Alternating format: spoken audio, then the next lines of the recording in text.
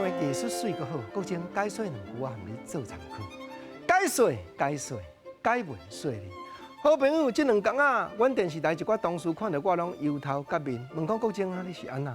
煞毋知吼，阮兜疫情啊要敲开停空，结果吼，我拜托一个土水师傅，伊讲好包啦，连水电都好叫，连洗面台、马桶都好烦恼。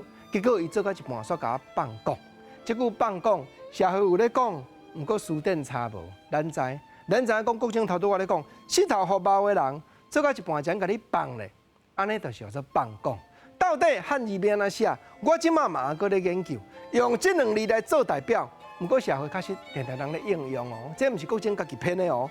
书典还搁差无，毋过对台语有兴趣的少年朋友，你加减听，加减参考。啊，有影我就敲电话甲讲吼，啊无吼，你来看啦。本来甲约束一个月，即马过半月啊，工课哪会甲我放咧？连态度都还袂打，但是安那两个见面尔。这个毛石头的师傅，这个土水师，煞讲话比我较大声，讲哦，但我都无爱做啊啦，你要安怎？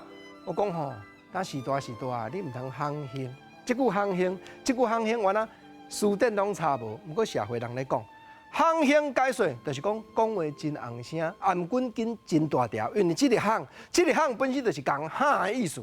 我讲你唔通行行啦，你有啥物困难吼？咱啊互相探讨甲参考。你甲我放咧，我嘛无在条收线咧，我都袂晓这个工艺啊。啊，你若有啥物真正做唔到无法度解决的代志，敢无通互我了解一下？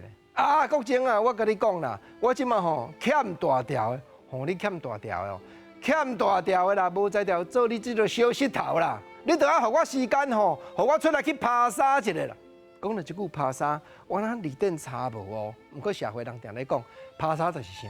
爬山就是讲欠钱的人，爱死去累，死去摆，死去带，死去撞就对啊。安尼叫做爬山啦。我真好意甲讲，我讲吼，你莫爬山，我甲你拜托，我这个工课你甲我收线。本来工程款买手有一寡钱，我着爱你甲我清点了后，代志现场拢结束了后，我才付互你，无我先互你啦，先互你应用啦，你毋免爬山。安尼真正有欠你搁讲，拜托工课好甲我收线较要紧啦。当然。国情讲这站故事，实在毋是咧批赏这个土水师、毛石头的人，这无影的。人吼社会上有责任的足侪。我是用家己编的这个故事，就你探讨。社会有咧讲，毋过书典内底差无现代流行的台语的用词啦。